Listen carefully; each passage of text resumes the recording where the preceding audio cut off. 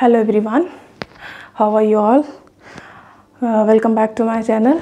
And day before yesterday I have given to you the video on the question 3rd and 4th, and now this is 5th and 6th. तो here we will discuss on the question of 5th and 6th. तो मैंने जैसा पहले बोल रखा है कि अगर if you are given to the question in the notation form, there is nothing to worry, only and only you see the notation and start solving. ठीक है, हमें नोटेशन में दे रखा होता है तो कुछ भी हमें दिमाग लगाने की ज़रूरत नहीं, जो नोटेशन दिया है वो हम लोग बस यूज़ कर लेंगे.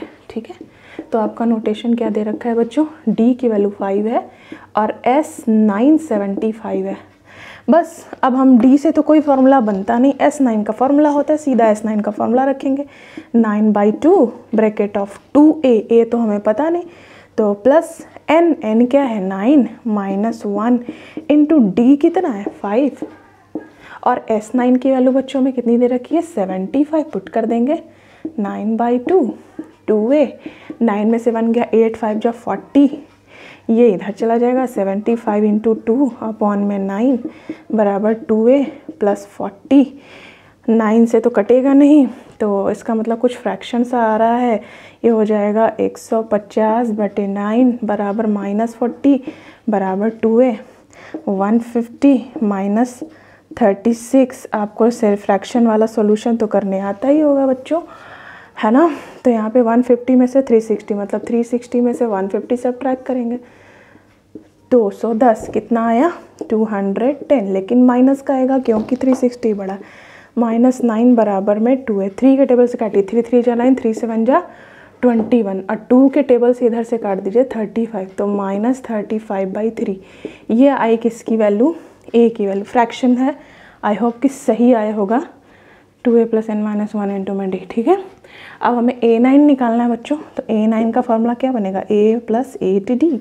a की वैल्यू -35/3 प्लस 8 इंटू डी की वैल्यू 5 है, तो -35/3 प्लस 40, एलसीएम ले लेंगे, तो 3 - 35 प्लस एलसीएम में 120, माइनस प्लस क्या होता है माइनस, 10 में से 5 गया 5, 11 में से 3 गया 8, माइनस प्लस बड़ा कौन है 120, तो 85/3.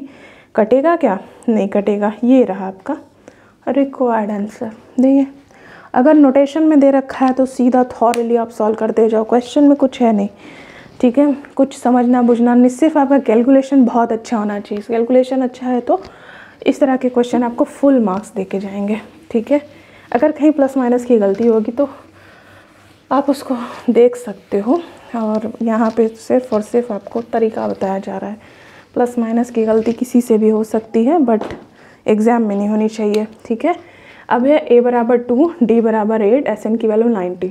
अच्छा, sn की वैल्यू दे रखी है और n और sn पूछ रहा है, सीधा जो दे रखा है वो यूज़ करेंगे. sn की वैल्यू क्या है बच्चों 90, तो फॉर्मूला क्या होता है n/2 bracket of 2a plus n - 1 into में d.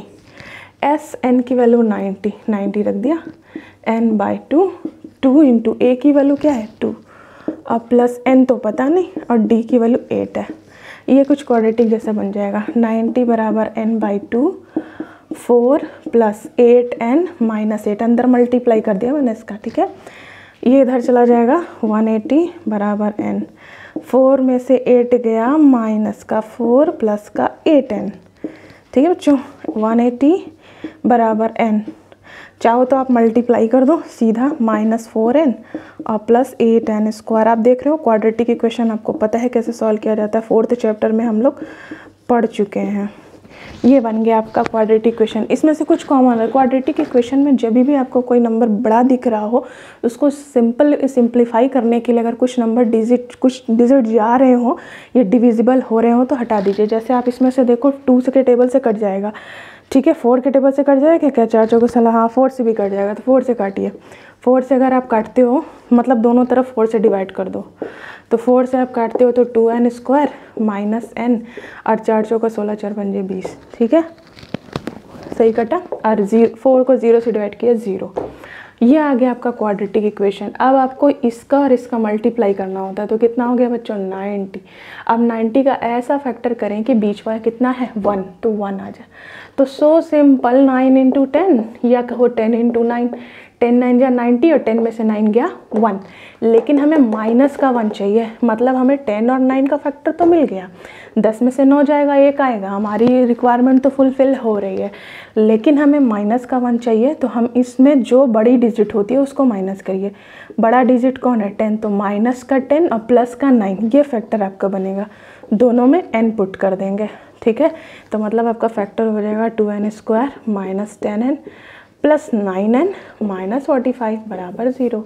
दोनों में से क्या कॉमन बच्चों? 2n, अंदर n कॉमन लेना, इस सब आप 4th चैप्टर में पढ़ चुके हैं। दोनों में से अगर 2n बाहर निकाल लिया तो n बचा, माइनस 2 5 जा 10, एक ही n था बाहर चला गया, प्लस इन दोनों में क्या दिख रहा है? 9 कॉमन दिख रहा है। कॉमन कैसे पता चलता है? कॉमन आपको ये दिखना चाहिए कि दोनों में क्या मिनिमम टाइम चीज़ें हैं, दोनों में मैक्सिमम नहीं ढूंढते। दोनों जिसमें से आपको कॉमन निकालना होता है, जिस भी टर्म से आपको कॉमन लेना होता है, उसमें हम मिनिमम चीज़ खोजते हैं। अगर मिनिमम टाइम्स चीज़ें हैं तो हम मिनिमम वाला बाहर निकाल लेंगे। जैसे मिनिमम कहने का मतलब इसमें n² था और इसमें n था, तो मिनिमम कौन हुआ? n। छोटा कौन है? n² तो बड़ा हो गया, मतलब 2 बार n है, इसमें n 1 बार है, इसका मतलब 1 बार बाहर निकालेंगे। मैक्सिमम नहीं, मिनिमम निकालते हैं। अब जैसे इसमें n है, इसमें n है ही नहीं, मतलब n कॉमन आ ही नहीं सकता, लेकिन 9 के टेबल में 45 आता है तो 9 कॉमन, यहाँ बचा n, 9 5 जो 45, दोनों में ये ब्रैकेट में सेम आना चाहिए, तभी हमारा आंसर सही होगा। 2n + 9 बराबर 0। अब क्या करेंगे? n - 5 बराबर 0 लिखेंगे, n बराबर 5 आया। ओके, अब दूसरा वाला देखते हैं। 2n + 9 बराबर 0, 2n बराबर -9, n बराबर -9/2। तो क्या किसी पद में, मैंने पहले ही बात बताया था, किसी अर्थमेटिक प्रोग्रेशन में कोई भी पोजीशन 1.5 2 2.5 नहीं, 1.5 2.5 3.5 5.5 नहीं हो सकता। या कोई बच्चा फर्स्ट आएगा या सेकंड, कोई बच्चा 1.5 नहीं आ सकता, कोई बच्चा 2.5 नहीं आ सकता अपनी क्लास में, ठीक है, या तो सेकंड या तो थर्ड। तो जब पोजिशनरी की बात होती है, पोजीशन की बात होती है, वहाँ पे कभी भी टर्म्स फ्रैक्शनल नहीं होते। तो ये जो n होता है हमारे इक्वेशन में, ये क्या बताता है? Number of terms. तो क्या ऐसा हो सकता है किसी सीरीज में 9.5 या 4.5 माइनस 4.5 टर्म हो? ऐसा नहीं हो सकता, ये पॉसिबल नहीं, तो ये रिजेक्टेड। आपका आंसर क्या होगा? n बराबर 5। हमें n और an निकालना था, n आपने निकाल लिया, तो an क्या हो जाएगा? a, n की जगह क्या है? 5 बराबर a 5 को लिख सकते हैं a + 4d, a की वैल्यू 2 + 4 इंटू डी की वैल्यू 8, तो 2 + 8 = 32 बराबर 34। ये रहा आपका आंसर, ठीक है बच्चों। तो इस तरह से हम सॉल्यूशन कर सकते हैं, ठीक है। अगर आपको मेरे वीडियो अच्छी लगे, सॉल्यूशन समझ में आए, कोई तरह का प्रॉब्लम हो या आपको लगे कि मैंने बहुत थॉरली और जल्दी जल्दी सॉल्व कर दिया, आपको स्टेप्स पे थोड़ा सा और ज़्यादा टाइम चाहिए, तो you can write any problem.